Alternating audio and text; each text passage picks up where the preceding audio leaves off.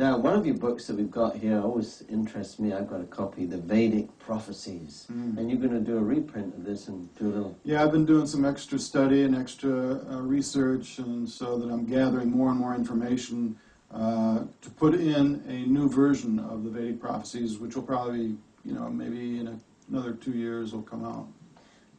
And pretty profound stuff, predicting what's going on in our world today. Yeah, you can see it. It's interesting because the Vedic prophecies don't necessarily give a time frame for certain things that'll happen, because each thing that happens, whether it's droughts or evil rulership or things like that, it's all based on man's consciousness. Mankind does have a level of free will.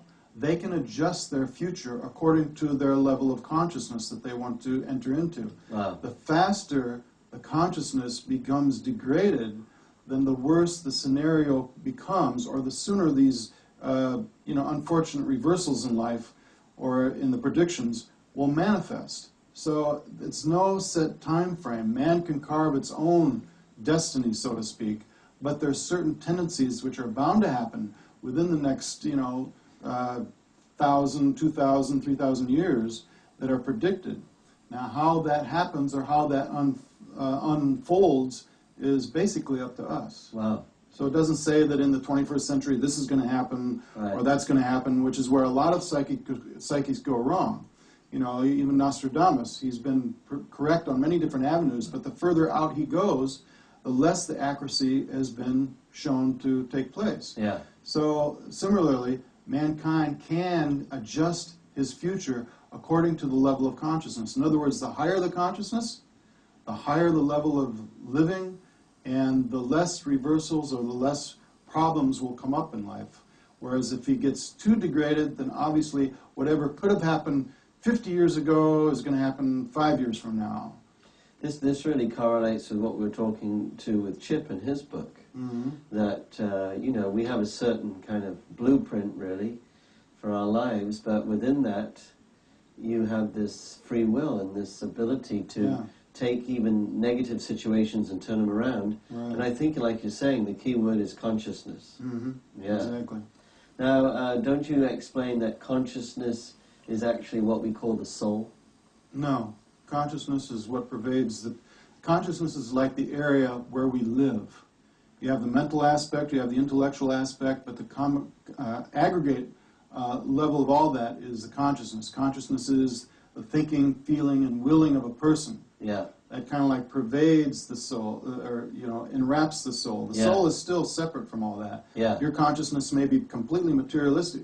Well, that's because of your aggregate level of thinking, feeling, and willing, and actions. Yeah. The soul is still separate from that. Yeah.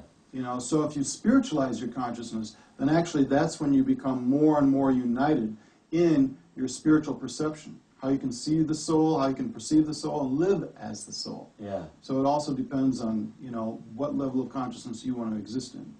So, like in your books, you're explaining that the yoga process itself, different processes of yoga, purify the consciousness. Exactly. That's what it's for, really. Yeah. So you can get the spiritual perception. The more spiritual you become, the more spiritual your consciousness becomes, in other words, the more you can perceive that which is spiritual. Yeah, which is the reality. Exactly. Yeah. And I know in your books many times you've described that what we call the reality is actually, because it's a temporary reality, it's not really the ultimate reality. It's kind of like a hologram. It's here, but if you really dissect it, these bodies are here, but if you really dissect it, it's just a bunch of atoms, that have been combined in certain ways, so that's the ultimate reality.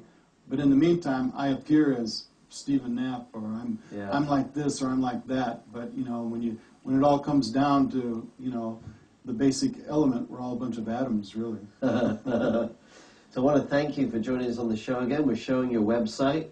You've got a vast it's amount a of big books. website, a lot of information for anybody that's interested. So. And it's non-sectarian, so whatever group you belong to, you can have a good time on that website there. I want to thank you again, Stephen, for joining us.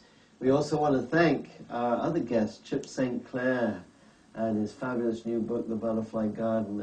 Again, Stephen's written 20-odd books, so do go to his website. We also want to thank you for joining us on Out of the Ordinary into the Extraordinary. And as always, don't forget, God is alive.